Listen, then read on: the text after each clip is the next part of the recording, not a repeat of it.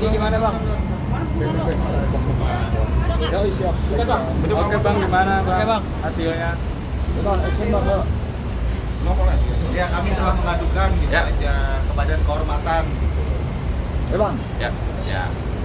Jadi ternyata memang tadi ketika kita sudah sampai mereka sudah tahu. Karena kemarin saya sudah menghubungi melalui kita tanya sama orang kesekjenan ya. Artinya ketika tadi saya datang mereka sudah tahu nih Farhad apa sih bang? Ya, di resmi nih ya. Tuh. Jadi pengaduan atas nama Farhad Abbas. Jadi mereka ya juga menyambut lah ya, artinya agar apa nih? Agar jangan sampai masyarakat ini, saya berulang kali lah, itu di media sosial itu berulang kali ya, bang gimana sih tanggapan organisasi kalau seandainya ada advokat seperti ini, bagaimana sih? Ya alhamdulillah, nah, ketika kami menyampaikan surat, artinya organisasi juga ya menyampaikan alhamdulillah juga, alhamdulillahnya artinya mereka sudah diberikan kewenangan untuk memanggil pihak yang ini permen nih. Aduh, gue pegang permen jadi agak kepepet tidak gue. Belum. Ya oke. Agak kepepet tidak. Ya jadi gini. Jadi artinya tadi ketika surat kami sudah sampai, ya ternyata mereka juga menyambut baik. Menyambut baik artinya ketika surat sudah sampai, mereka langsung bisa bergerak. Jadi dia mengatakan bahwa langsung disposisi ke Dewan Kehormatan dan dalam waktu singkat ini nanti akan dipanggil ya, dan juga saya juga siap menghadirkan saksi, siap menghadirkan bukti-bukti. Ini kan saya tadi hanya 4 lembar bukti aja, dan kalau memang mau dimintai bukti yang banyak ya saya juga siap, bukti sudah banyak dan saksi juga banyak. Nah, ini kebetulan kan ada UMKM di sini kan, ini juru bicaranya kemarin dilaporin juga ya. Nah kemarin dilaporin juga, artinya gini, advokat itu ya ketika dia menghadapi apapun, dia berhadapan dengan masyarakat, dia ada kode etik. Dia berhadapan dengan sesama advokat, ada kode etiknya. Dia berhadapan dengan polisi, jaksa, hakim, jadi ada kode etik, ada sumpah profesi yang harus dia taati ketika dia berhadapan dengan lawannya. Nah kami dari Barisan Advokat Bersatu ini memandang bahwa sudah sangat di luar jalur nih apa yang diucapkan, apa yang dia lakukan ya. Ya bayangkan aja, cobalah kemarin itu kan mengatakan Presiden Prabowo kalau perlu ke rumah Agus.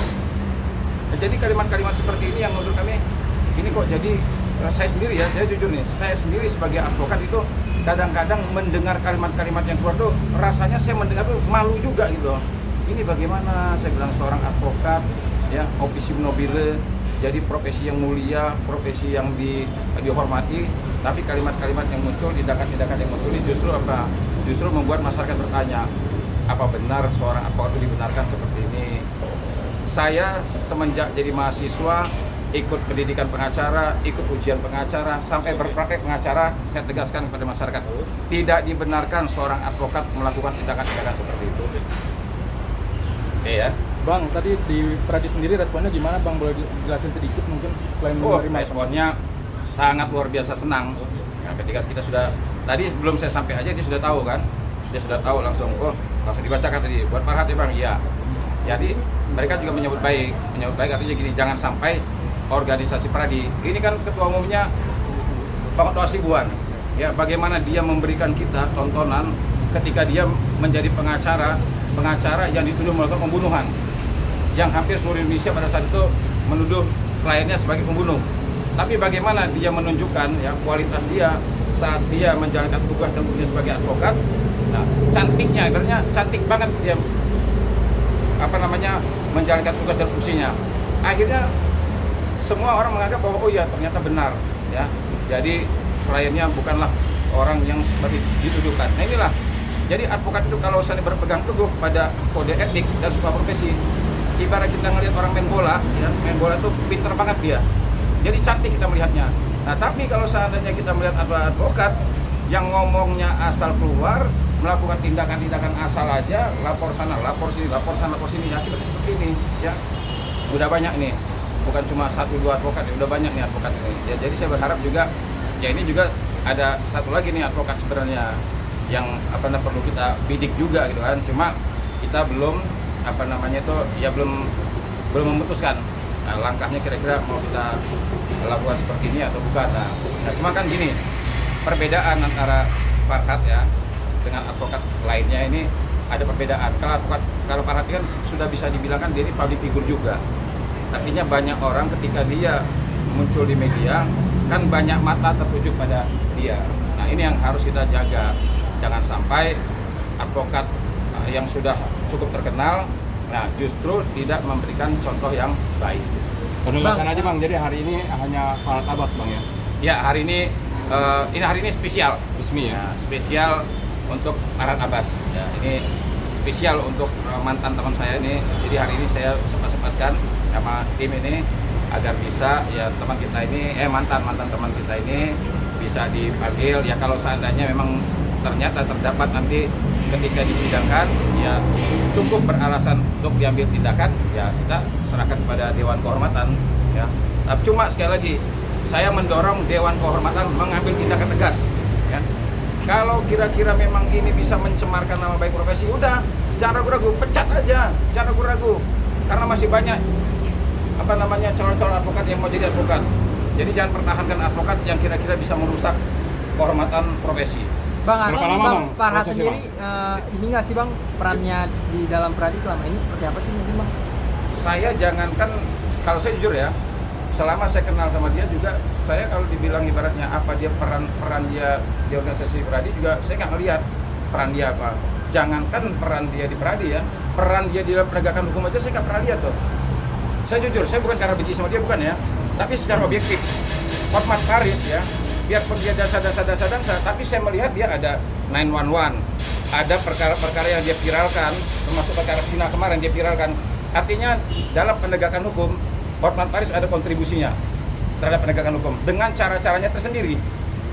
Tetapi kalau untuk Farhad Abbas, mohon maaf nih, saya tidak melihat, ya, saya tidak melihat apa kontribusi dia terhadap penegakan hukum. Ya, teman-teman bisa nilai lah, ya. Baru Saya kasus tidak. Cirebon kemarin doang Bang ya? Gimana? Kasus kemarin Sakatatal. Cirebon, ya? Sakatatal pun kan nggak tidak melihat juga. Sakatatal terakhir waktu Bu Titin jadi saksi pun diributin juga kan. Jadi kemarin itu saya kan satu grup sama dia kan, termasuk sama Bu Titin juga.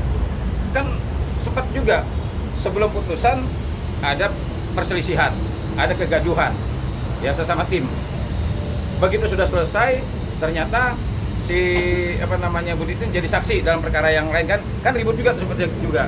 Jadi saya melihat begini ya, Sakatatal pun kalau menurut saya bisa dikatakan ya, kalau dikatakan prestasi, saya juga belum bisa melihat ya. Kalau samanya ada tangisan ya oke lah ya.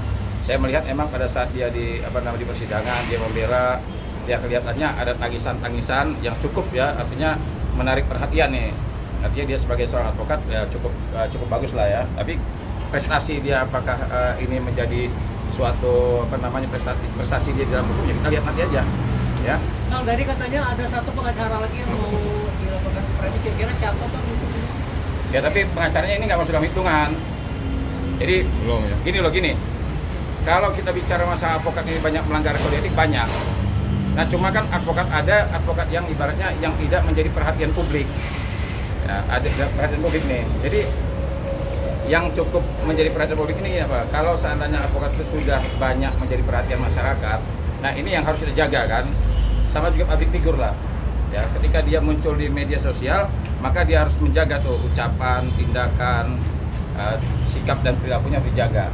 Tapi kalau seandainya advokat-advokat yang biasa-biasa saja gitu kan, tidak menjadi perhatian publik, mata masyarakat tidak tertuju pada dia, ya saya rasa juga ketika dia melakukan pelanggaran terhadap kode etik, ini tidak menimbulkan permasalahan. Bang, Ya. ini kan udah masuk. Prosesnya berapa lama udah dapat informasi? Ya biasanya sih nggak lama, seminggu itu biasa kita dipanggil. Bang, Biasanya. ini kan ada Nanti dulu. Sabar. Lanjut, Bang. Nah, Lanjut Bang. seminggu. ya biasanya seminggu ya kita akan dikirimin surat nih, dikirimin surat terkait dengan laporan kita. Nah biasanya dari seminggu itu kita dikasih waktu 3 atau 5 hari itu ada jadwal sidang. Karena kan pertama Farhad dipanggil juga nih. Jadi nanti begitu sidang ini artinya Farhad juga diberikan waktu untuk pembelaan, kami juga sebagai pelapor diberikan waktu untuk memberikan bukti-bukti terkait dengan laporan kami. Bang, ini kan dari ada korban dari dari Pradi sendiri sendiri mau memberikan bantuan Gimana? ini kan ada Beda topik ya, Beda topik itu. beda topik ini. Ntar dulu, Bang. Kalau misalkan semisal nantinya Farhat diduga benar melanggar kode etik, berarti Bang Farhat ini akan dicabut ya? Ya bisa. Jadi sanksi itu banyak. Ada sanksi dicabut izinnya selama 3 bulan, ada selama 6 bulan, ada setahun, ada sanksi teguran. Nah kalau seandainya benar-benar tindakan-tindakan dari advokat ini benar-benar ya artinya berat, ya artinya cukup membahayakan juga, ini bisa dicabut permanen. Jadi bisa dipecat permanen gitu. Jadi tidak lagi dia bisa berpraktek. Ya nanti tergantung Dewan Kehormatan. Kalau Dewan Kehormatan ini menimbang bahwa ini cukupnya membahayakan kehormatan profesi, tidak baik dan sebagainya, itu bisa dipecat. Karena sudah ada advokat ya yang justru berkelas internasional, itu ketika Dewan Kehormatan menganggap bahwa ini membahayakan, dipecat permanen. Ya, bukannya dipecat biasa aja, bukan 3 bulan 6 bulan, permanen dipecat ya. Jadi artinya sudah ada contoh. Nah, itu ibaratnya yang sudah kelas internasional loh. Ya, jadi sebenarnya organisasi advokat ini tidak main-main ya, tidak main-main. Kalau seandainya dia memberikan saksi, itu luar biasa berat. Bang, dengan bukti yang abang miliki ini mungkin apa yang akan terjadi nih yang beradi ya, sanksinya? Iya, kalau sanksi saya tidak bisa ini ya, karena saya belum pernah jadi Dewan Kehormatan. Yang jelas saya bisa menilai dugaan pelanggaran kode etik ini kuat. Kenapa dugaan pelanggaran kode etik kuat? Ya karena tadi kan ya seperti dia berhadapan dengan saya, dia langsung mengatakan tidak ingin berteman, langsung ngeblok saya. Itu kan sebenarnya dari etika sudah melanggar. Kemudian dengan saya pakai begini, terus kemudian dia bikin status, apalagi kalimat-kalimatnya seperti itu, ya kan tertuju kepada lawannya. Nah ini menurut saya dipandang dari sudut etik ini sebenarnya melanggar. Nah terkait dengan nanti apakah Dewan Kehormatan mau memberikan sanksi seperti apa, itu kita kembalikan ke Dewan Kehormatan. Bang, mungkin ada lagi nggak sih selain abang yang mengalami hal yang sama itu di masyarakat? Oh ada, Nopi juga sendiri kan, wah itu banyak banget itu kalau nyonya yayasan. Cuma kan sekali lagi itu tergantung si Nopinya kan, mau nggak dia rupanya untuk melaporkan pelanggaran kode etik. Nah Kak Sil juga sama kan, Kak Sil juga tadi juga sudah saya masukkan tuh salah satu statusnya. Kenapa saya masukkan ke status Kak Sil? Karena Kak Sil juga kan tidak terima juga. Saya juga sudah sampaikan di grup, artinya seluruh advokat yang satu grup sama kita tidak setuju, sangat tidak setuju terkait dengan status yang dibikin oleh Farhat. Nah cuma saya kan mewakili dari mereka, ya silahkan, saya sudah izin kepada tim, ya Kak Sil selaku ketua koordinator, ya dia mengatakan silakan Bang, melaporkan saja, nanti kita juga akan menyusul gitu. Bang, berapa banyak barisan advokat muda Indonesia ini yang tergabung di ini yang sekarang melaporkan Farhat? Maksudnya yang tergabung di Farhat tuh, yang di sini? Iya. Yang menggugat ini. Menentang Farhat. Oh banyak. Saya kalau ke grup itu kemarin di Sumatera Selatan, itu DPD Sumatera Selatan mengatakan, udah Bang jangan lama-lama. Nah saya kan masih menimbang-nimbang nih. Makanya kemarin saya sempat live di TikTok tuh, saya tanya bagaimana masyarakat nih terkait dengan tindakan dari Farhat ini, kira-kira setuju nggak kalau seandainya saya melaporkan? Ternyata memang setuju banyak sekali. Dan ketika saya lempar di grup lagi, setuju semua. Jadi saya baik di grup maupun di komal-komal itu semuanya pada setuju. Sehingga hari ini ya dengan banyaknya orang yang setuju, akhirnya sudah kita sampaikan. Artinya ketika Abang melihat keresahan itu dari teman-teman advokat dan masyarakat bahwa angka ini patut untuk diambil itu? Iya, ya, artinya gini, saya tidak mungkin mendatangi kantor Pradi kalau menurut saya juga ucapan atau tindakan-tindakan dari kawan kita ini saya rasa ya tidak begitu mengganggu lah.